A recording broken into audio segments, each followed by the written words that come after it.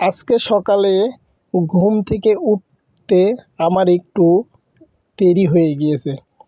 আমি যত তাড়াতাড়ি পারি ফ্রেশ হয়ে বাসা থেকে বের হয়ে চলে যাব। আঁকাবাকি কাজ সহজে হতে চায় না। আমি আমার রুমে গিয়ে একটা শার্ট গায়ে পরলাম। যেহেতু এখন ঠান্ডার সময় বা শীতের সময়, আমি এই শার্টের উপরে আরেকটা ডেনিম জ্যাকেট পরব। পরার পরে আমি একটু তাড়াহুড়া করেই বাসা থেকে বের হয়ে চলে যাব। যেই কথা সেই কাজ। বাসা থেকে বের হয়ে বাইরে দেখি একটাও অটো রিক্সা নাই।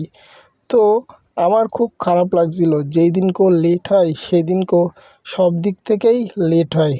তো আমি আর কি করব, তখন গুটি গুটি পায়ে সামনের দিকে এগিয়ে চললাম, যেহেতু আমার লেট হয়ে গেছে।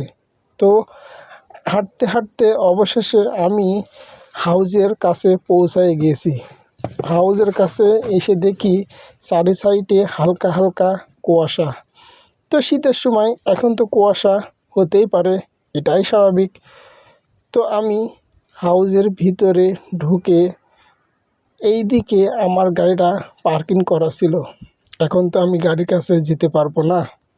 তখন আমি লিফট খুলে লিফটে করে আমার উপরে 5 তলায় যেতে হবে গাড়ির চাবি আনার জন্য। সেজন্য আমি তড়িঘড়ি করে লিফটের উঠে পড়লাম। লিফটে ওঠার পরে 5 তলায় যাওয়ার পরে আমি চাবি নিয়ে বাইরে বের হয়ে চলে এসেছি। এটা হলো আমার গাড়ির চাবি। এই চাবি দিয়ে আমি গাড়ি স্টার্ট করব। যেহেতু আমার আজকে স্কুল ডিউটি আছে, তার জন্য আমি তাড়াহুড়া করে বের হয়ে পড়ছি। বাইরে এসে দেখি অনেক কুয়াশা আছে, তারপরও জ্যামের সংখ্যাটা একটু বেশি। যেহেতু এই জায়গায় স্কুলের টাইমে অনেক জ্যাম হয়।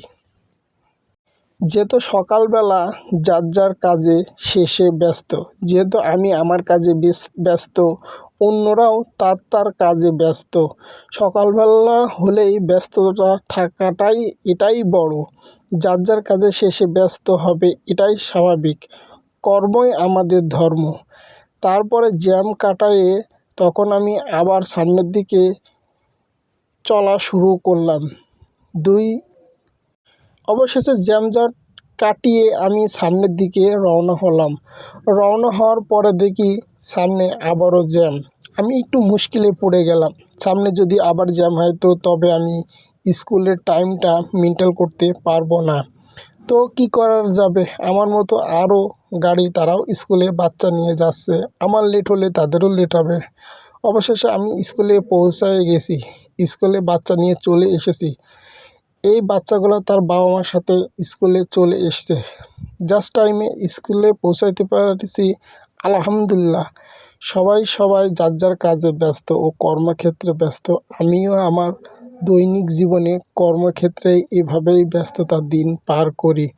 একটা জিনিস কি, সব সময় নিজের কর্মটাকেই বেছে নেওয়া উচিত।